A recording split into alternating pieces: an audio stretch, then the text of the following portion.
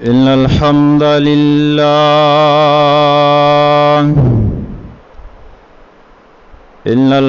لله نحمده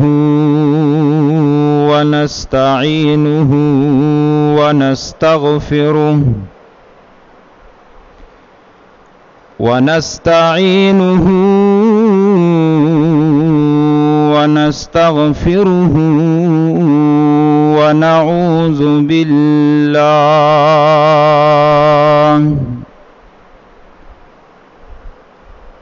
ونعوذ بالله من شرور أنفسنا ومن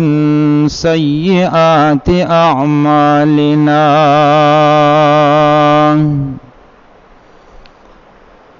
من يهده الله فلا مضل له ومن يضلله فلا هادي له. وأشهد أن لا إله إلا الله وحده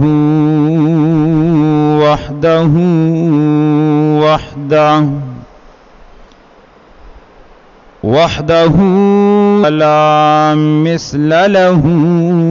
ولا مثال له. وحده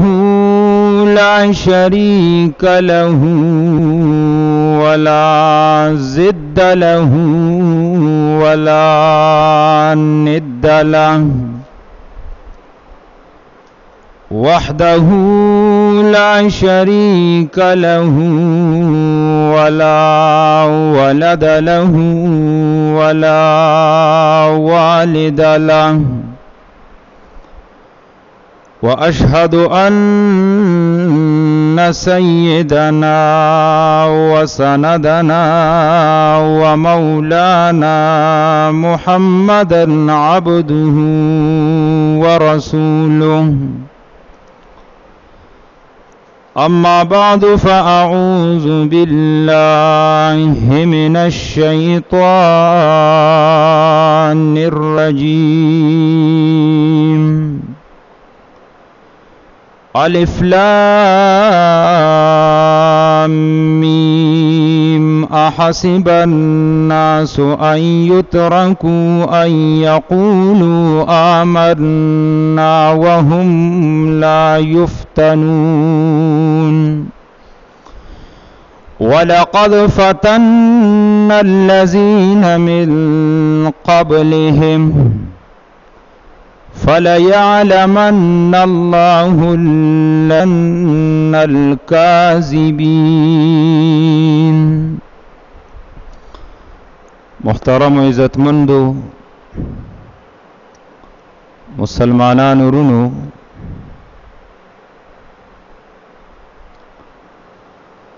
دنیا دا دار الامتحان دے او پدې کې الله رب العالمین پدې خپل بندګانو باندې قسمه قسم امتحانات راولي. الله فرمایي ولنبلونکم بشیء من الخوف. خامخا پتاسو بزا امتحان کوم د یری. کله کله په انسان باندې د دشمن یره غالب شي، دا د الله د طرف امتحاني. والجوع کله به الله رب العالمین د طرف امتحان پتا باندې د لوګي او د تند راځي. رزق کې بدل کمې راشي. ونقص من الاموال کله مالی امتحان په انسان باندې راځي. والانفس والثمرات او کله جانی نقصان نازي. دا ټول امتحانات دی الله رب العالمین راولی په بندگانو باندې.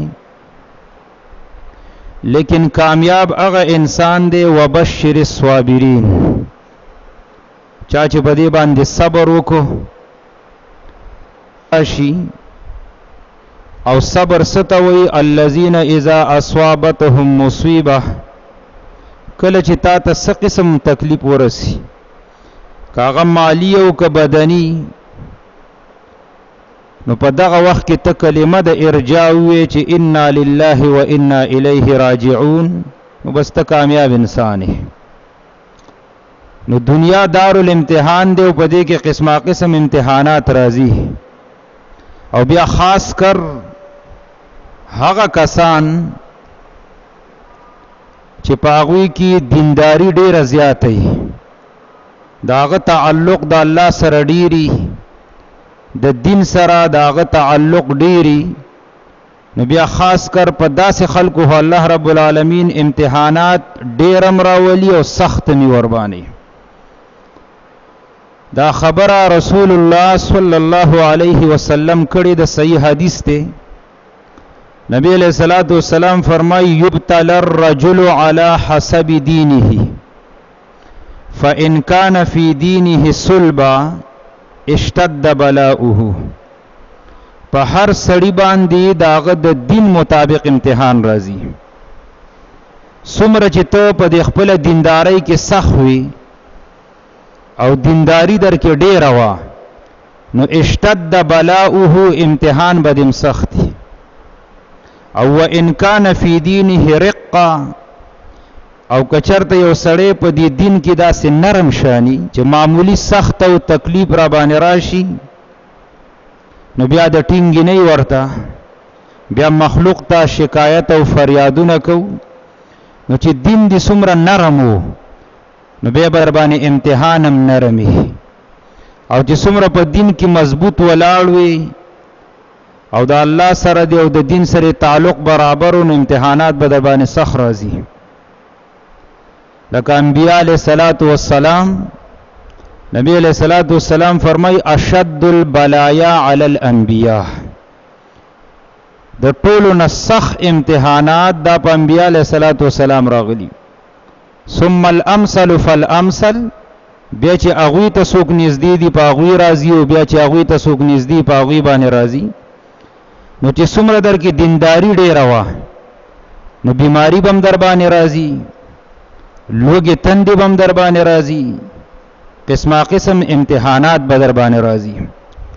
او الله رب العالمین ته بندګانو پته چې څوک څومره اوبو کې دي څوک څومره پزمکه دي لیکن الله امتحان صد فار راولي. نو دی سورۃ العنکبوت کې الله فرمای احسب الناس ان یترکوا ان یقولوا آمنا وهم لا یفتنون. الله وی دا خلق دا ګمان کوي چې بس ما ایمان راوړې دی په ما به امتحان ناراضي نه الله وی چې ایمان دی راوړ ضرور به پتا امتحانات راځي. امتحان څه مقصد د پاره نو الله فرمای ولقد فتن الذين صدقوا ولا يعلمن الكاذبين. پدې کې الله دروغجن او رښتینی انسان معلوموي او ما او ته حقیقت راخاره کوي. الله ته خود مخ کې نه پته چې څوک څومره په دې خپل دعوه کې رښتینی دی څومره په دې دین باندې مضبوط ولاړ دی څومره په مسایب باندې دی صابر دی او څومره یو انسان په دې خپل دعوه کې کاذب او دروغجن دی. نو دې لپاره الله رب العالمین دا امتحانات راولي او بیا چې کم دیندار او خاص کر اهل حق خلکی باغی باندې هو قسمه قسم امتحانات راځي. لیکن بل طرف ته قران کریم دا فیصله مورولې ده الله فرمایي وي دا کم خلک چې دی دیندار خلکو ته تکالیف رسي مصائب او اذى او ضرر ورته رسي نو الله وي د دې خلکو دا ګمان دي ان يسبقونا ساء ما يحكمون چې موږ به وتختو د الله د فیصلې نه د الله د عذاب د الله پکړ او داغه د فیصلې نه څوک هم تخت نشي کولی ځکه چې هغه رب العالمین دی هغه به فیصله کوي داغه د فیصلې نه څوک هم ځان نشي خلاصولی. نو داسې امتحانات په سیدنا عثمان ابن عفان رضی الله تعالی عنہ باندې هم راغلي دي. پاغه باندې ډېر امتحانات راغلي عام امتحانات هغه ور باندې ډېر راغلي خو یو خاص امتحان ور باندې راغلی او چې هغه ته بلوا او مصیبت ویلې شوی دی. عثمان رضی الله تعالی عنہ بیا په شهادت هم رسیدلې دی او د دې اصل کې رسول الله صلی الله علیه وسلم ورته پیشنګوئی او راولي و د مخ کې نه چې پتا باندې به یو بلوا یو لوی مصیبت بدر باندې راځي او هغه پیشنګوئی په صحیح بخاری کې را نقل ابو موسی اشعری رضی الله تعالی عنہ فرمایي و نبی علیہ الصلوۃ والسلام یو باغ ته نه نوتو او داسې باغو چې داغې نه گیر چاپیره دیوال راتاو او دروازه پکې لګېدلې وه او وی ماته ویلي وامرني بحفظ باب الحائط ماته وی چې ابو موسی ته په دې دروازه کې ناست چې دنه د نسوک رانه شي څوکیداری کوه ځکه د رسول الله صلی الله علیه وسلم دشمنان خو ډیر زیات او هغوی به قسم حربي استعمالولې د قتل ارادیم کړي دي الله ته بچ کړی دی وای زه په دې دروازه کې ناسمه د باغ رسول الله صلی الله علیه وسلم دنه باغ کې دی څوکیداری می کوله په دې کې ابوبکر رضی الله تعالی عنہ راغی وای ما ته ویل چې زه دنه نه نوزم وای ما ورته چې ورګه زه به اجازه طلب کوم وای نبی علیہ الصلوۃ والسلام ته وی چې ابوبکر راغلی راشي کنه نبی علیہ الصلوۃ والسلام راته ویل اعزل له وبشره بالجنه لکه چې دنه دی راضی او د جنت زیره مولا ورک یقیني جنتی صحابی دی ابوبکر صدیق رضی الله تعالی عنہ چې د الله نبی ورته وی ابو موسی ته چې اجازه تم ولا ورک وبشره بالجنه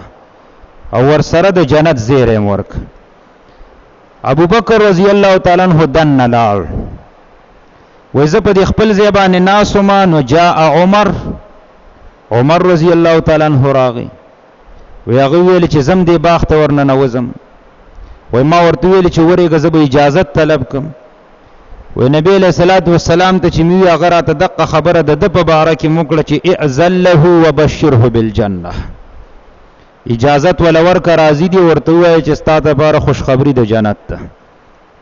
عمر رضی الله تعالی عنہ یقینی جنتی صحابی دی وی ناسو مپدی کی عثمان ابن عفان رضی الله تعالی عنہ راغه ارادن نشو و چې زما خواله رااله دنه کېده وای ما ورته ورګه زه اجازت غواړم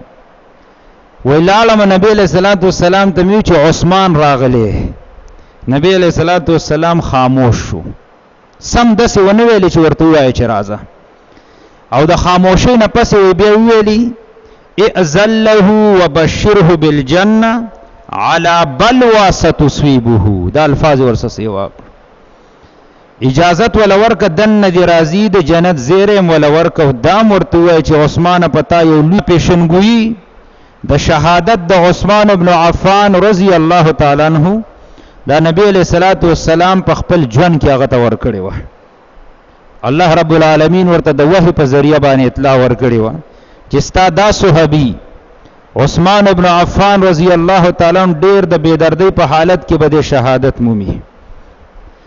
عائشہ رضی الله تعالی عنها فرمای دام صحیح حدیث ته و نبی علیہ الصلوۃ والسلام ډیر زیات بیمارو ما درته ویل چې څومره دی دینداری مضبوطه اقوم رب د باندې امتحانات راځي او بیا ټولو نه سخت امتحانات د انبیاء علیہ الصلوۃ والسلام راغلي و ډیر زیات بیمارو شدید تبه و پروتو په نبی علیہ الصلوۃ والسلام باندې یو ځل داسې تبه راغلی و صحیح حدیث ته غالبا عبد الله ابن مسعود رضی الله تعالی عنہ فرمای و زور علم و د پاسه په بلستن پراته و او ما چې په دې بلستن باندې لاس خود انتهایی ګرم و و ما ورته ویل چې اې د الله رسوله پتا خو ډیر زیات تکلیف دی شدید بخار دی ورته ویلی چې په ما باندې دومره شدید تبه دا چې لکه ستاسو چې په دوو کسانو باندې دا راضی دا تبی دا بیماریانی دا په مؤمنانو الله راولي دې سره د انسان نه ګناهونه راځيږي خو شرط دا دی چې په دغه وخت کې خپل فریاد الله ته وړاندې کړي او بس صبر ور باندې وکړي چې د الله امتحان. رضی الله تعالی عنہ فرمایي چې نبی علیہ الصلوۃ والسلام بیمارون یو خبره وکړه، وی فرمایل وددت ان عندي بعض اصحابي، وددت ان عندي بعض اصحابي. عائشی زما زړه کې اوس داسې خبره راځي چې دی وخت کې ما سره بعضی صحابه ناس وې دی خوا کې. سړی چې بیماری نو دا اکثر داسې ویم یاره چې دی وخت کې را سره فلان کې خوا کې ناس دی او فلان کې را لرا وغواړي. نو نبی علیہ الصلوۃ والسلام ورته چې عائشی وددت ان عندي بعض اصحابي، زړه می غواړي چې په دې صحابو کې بعض صحابه زما سره ناس وي. عائشہ رضی الله تعالی عنها ما ورته ویلي چې یا رسول الله ادعو لك ابا بکر، زب خپل پلار پس اطلاع وکم ابد لراولی سوکرا بشي.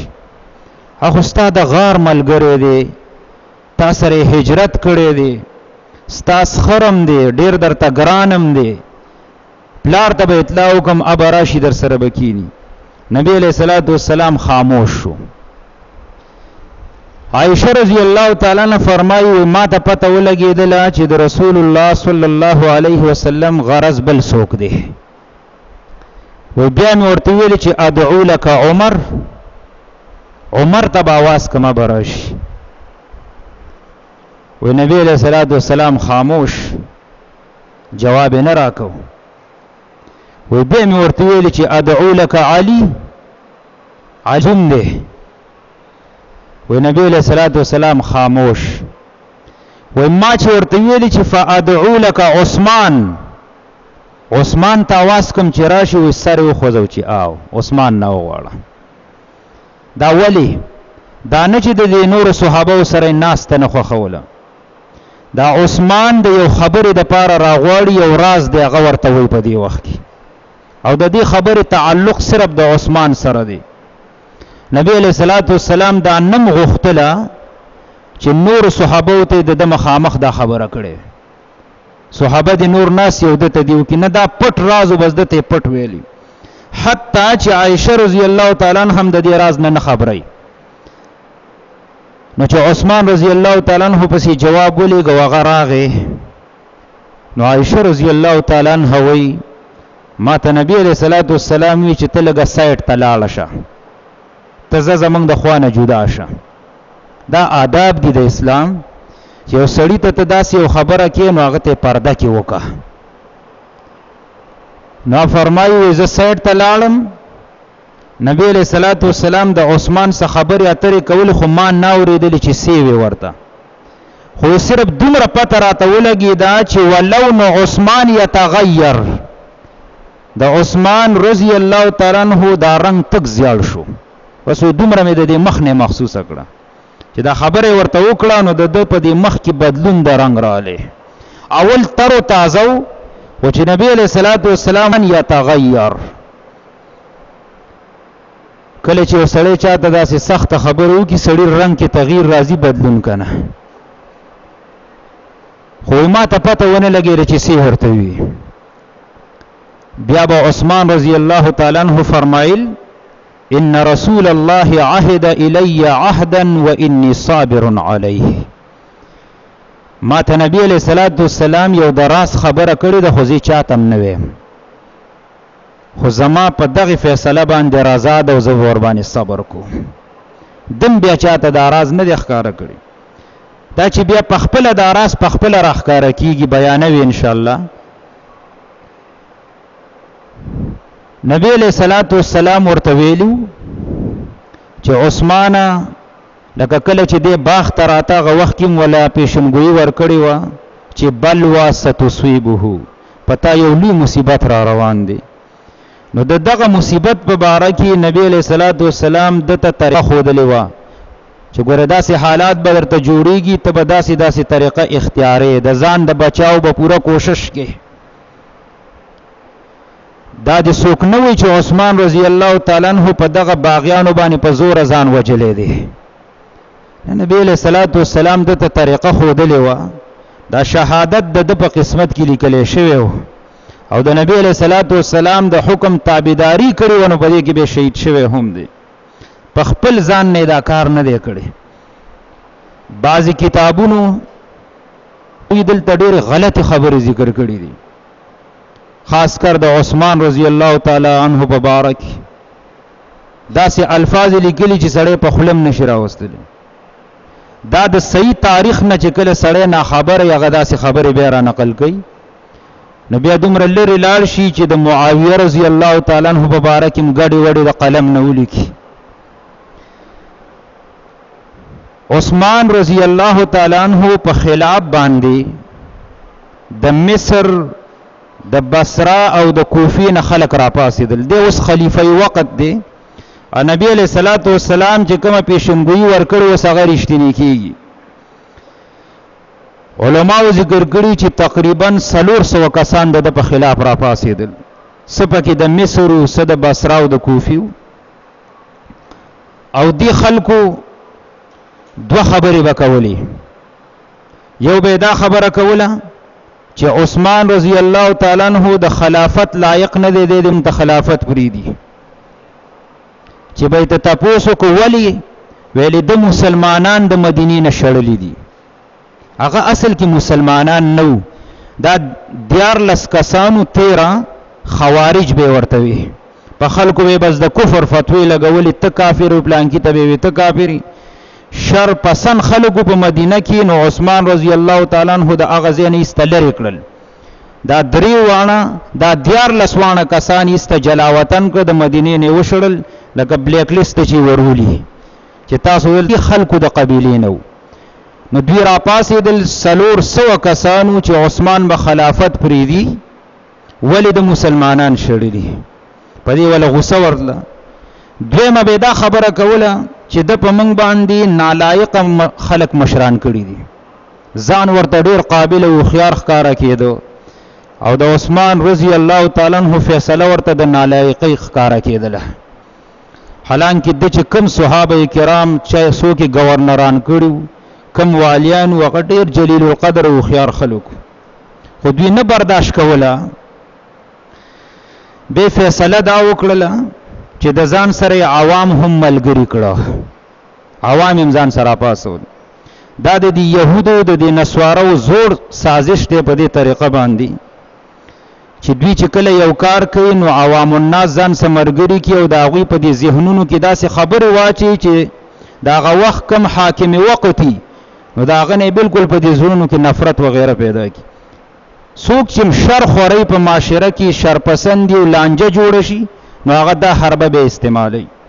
د یو حاکم وقت په خلاف باندې د عوامو په ذهنونو کې داسې وسوسې واچي چې ورته بالکل سوچه کافر ښکاره کی. نو بس عوام خو ساده خلق دي، نو بس ور سره استراپاسي او روډونو ته راوځي. نو دغه شان چلی وکړو.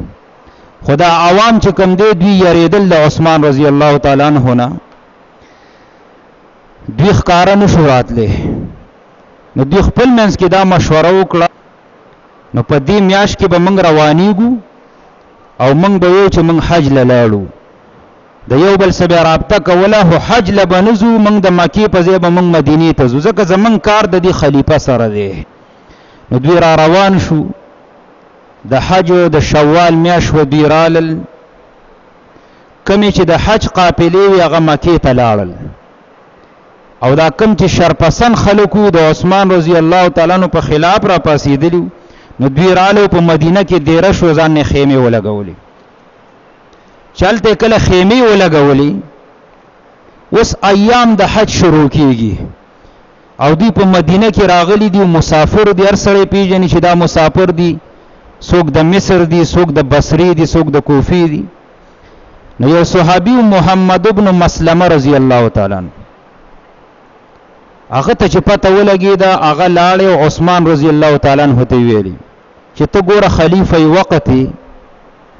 سشنا کسان ناغلی دی او دلته د مدینه په خوا کې دی رشي، کدوی حج لراغلی نو پکار د چې مکې ته تللی دلته څه کوي؟ خو اندازه د سیدا چې ستا په خلاف را پاسېدلی دي، دا ټول باغیانو هډیرو خيارو. عثمان رضی الله تعالی عنہ ورته ویلي محمد ابن مسلمه سره 50 کسان ملګری کړه. جابر بن عبد الله رضی الله تعالی عنہ په دغه 500 کې چې دا انصارو زپه کې هم ملګری وم، منګه د وفد په شکل کې ورولېګل چې ورشي د مقصدم سره غرضم سره او دا مرته وایي چې تاسو کلم سم مطالبه کړی د عدل ما پورا کړی انی فاعل بالامور التي طلبوا تاسو چې کومه جایزه مطالبه ده ما پورا کړی ده او که ناجایزه مطالبه نو دا ګرځي چام نه پورا کوم هغه چې رالو د وفد په شکل کې دوی لراله خبرې اترې ور سره وکړي چې مون خلیفہ وقت عثمان رضی الله تعالی عنہ را لېګري او هغه وایي که څه جایز مطالبه په یو گورنر باندې اعتراض وایي زبې بدل کوم دوی ورته وی چې زمونږ دوه خبرې دي بس نور من سم مطالبه نشته یا به د خلافت نه لری کیږي دا به پریدي او کدا نه نو موږ دی وجنو بس دا دوه خبرې دي یا به دا زه پریدي دی به لری کیږي کنه نو موږ راغلي د وجل ارادم ده او وجنو به په هغه وخت کې چې کله د حج د خلک واپس لاړ شي نو بیا به موږ د سره دا کار کوو نو دوی چې لاړو نو عثمان رضی الله تعالی عنہ ته ویل نو هغه وخاندل ویلی ولی دا خلک ما وجنی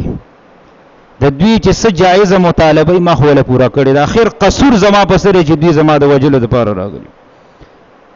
شپږ کاله تقریبا په عثمان رضی الله تعالی عنہ باندې دا بلوه او مصیبت تیر شوه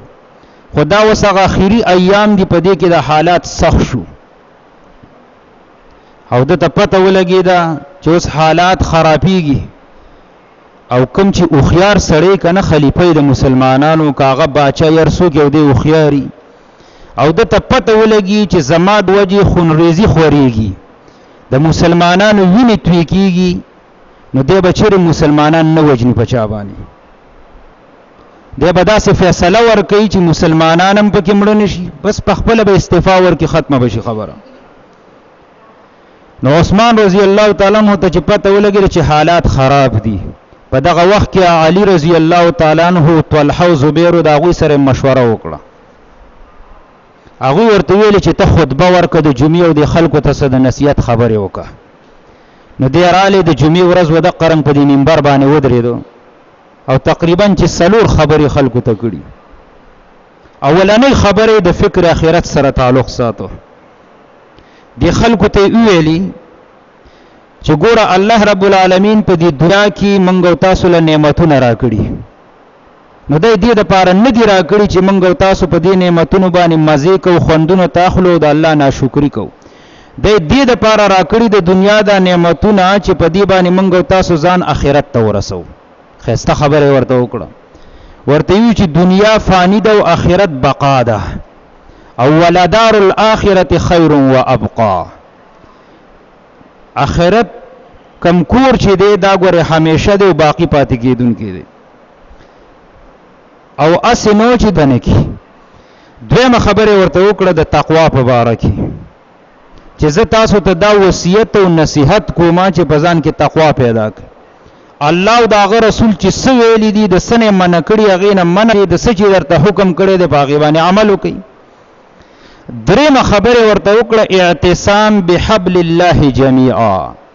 ورته ویل زما دریم وصیت درته داري چې د الله په قران باندې منګولې ولګول دا د الله یو رسید مونږ ته راخته کړی دا څه قسم استاسو مینس کې اختلافات راشي جنگ جګړه راشي نو بس د الله دې کتاب ته پیش کوي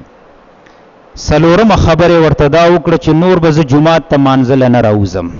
ته ورته سلورمه خبره وکړه زبا مونږ په خپل کور کې کوم ځکه حالات خرابېږي مزید نو کله چې دا لانجه نه ونه عثمان رضی الله تعالی عنہ مسجد نبوي ته راوته خو چې کله حالات باغیان رااله غیر چاپیره احاطه واچوله نو دوی ویل چې نور به منزل نه راوزم اون به په خپل کور کې کوم نو دی به بیا په کور کې نو مسجد نبوي کې به دقه باغیانو به جمع ورکوله عبدالرحمن بن عدیس د یو نومو دا غټ خارجي د په قتل بس راغلو او د بل نومو کنانه بن بشر کله به یو جمع ته مخ کې کېدو کله بل نو یو جلیل القدر یو تابعی دی عبید الله ابن عدی بن خيار هغه رالی عثمان رضی الله تعالی عنہ پس ورته وی زه د یو مسلې تاسو کوم ته د مسلمانانو خلیفہ امیر المؤمنین تا اوس خپل په کور کې مون شروع کو او من جمعات ته منزل زو من له یو بدعتي سړی مونږ راکې او هغه خلق محققيږي کم چې تا په خلاف باندې راوتی دي دا خو امام الفتنه دی دا کم چې موږ ته جمع راکې ځکه چې کله یو سړی د مسلمانانو د خلیفہ وخت په خلاف باندې راوځي دا کار حرام دی بل اتفاق اسلام د دې اجازت نه دی ورکړي چې د مسلمانانو خلیفہ وقتی او پاغي کې کفر بواح پکې موجود نه نو داغه په خلاف باندې راوتل اسلام د دینه منع فرمایلی ده نو ورته ویل چې دا ستا په خلاف باندې راغلي دي او راضی مونږ دلته جمع راکې او ته په کور کې زمونږ زړه نه غواړي چې د پسې مونږ وکړو ځکه مونږ دا داسې یو عبادت دی چې دا بدله په هغه سړي پسې خوند درکوي چې د زړه دی پکې راځي او چې زړه دی چا پسې نه کنه نو مونږ هم به سړي لګوري خوند وغیرہ نه ورکوي دا لاسکه چې د یو سړي قرت کې فرق یا د आवाज د سي مزیدار نه سړي لدامون به مزه نه ورکوي په مانځ کې چې تلاوت په خسته आवाज کیږي او مون لب په سکون او راحت سره نو خوان بدل به درکوي اگر کاغه مسجد بلری خو ته په سيزي مزه بدل درکوي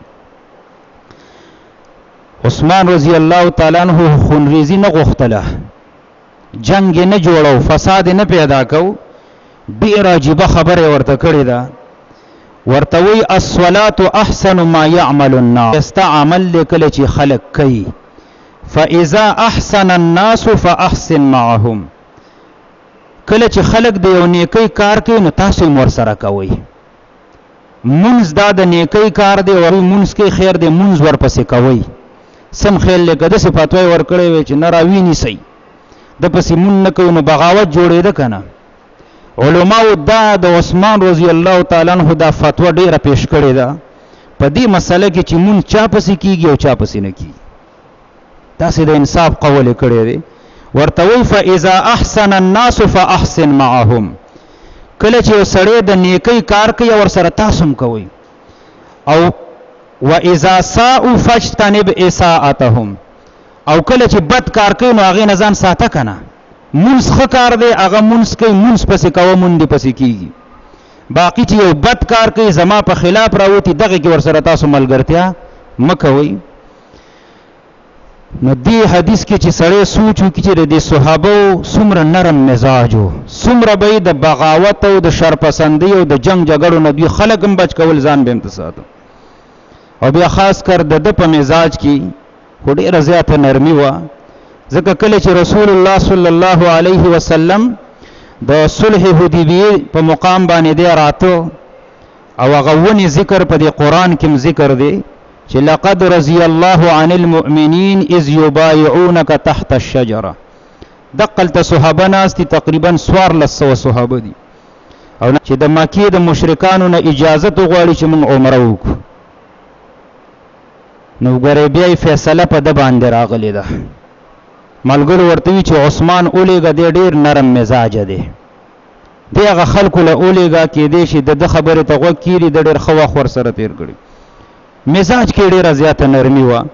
نو هغه ته ویلي عبید الله ابن عدی ابن خيار ته چې منځ پسې کوي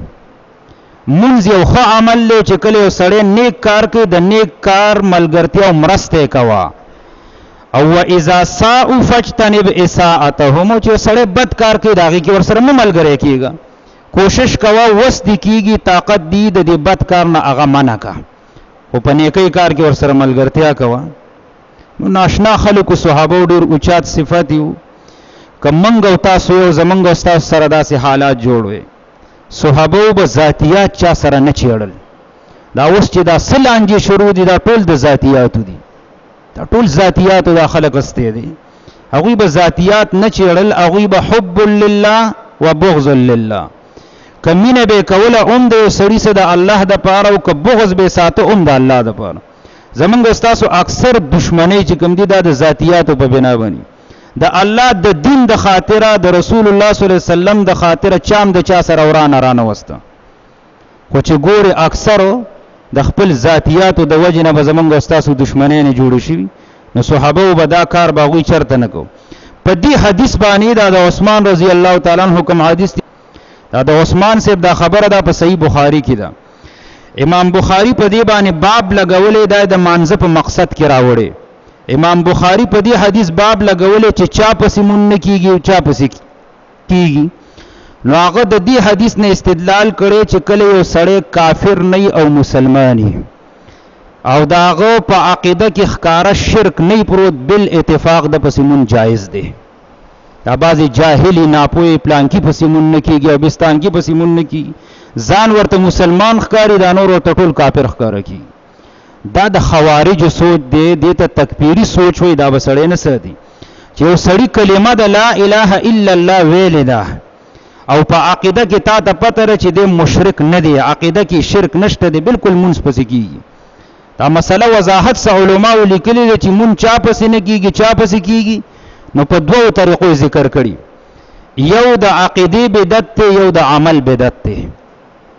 نو چې یو سړی کې د عمل بدعت نو مونږ پسې کیږي. عمل بدعت دا دی د فرض مانځنه پس دعا کول دا لازم غړي. سنت نه پس بیا راتویږي اجتماعي صورت کې دعا کوي دا بدعت ته.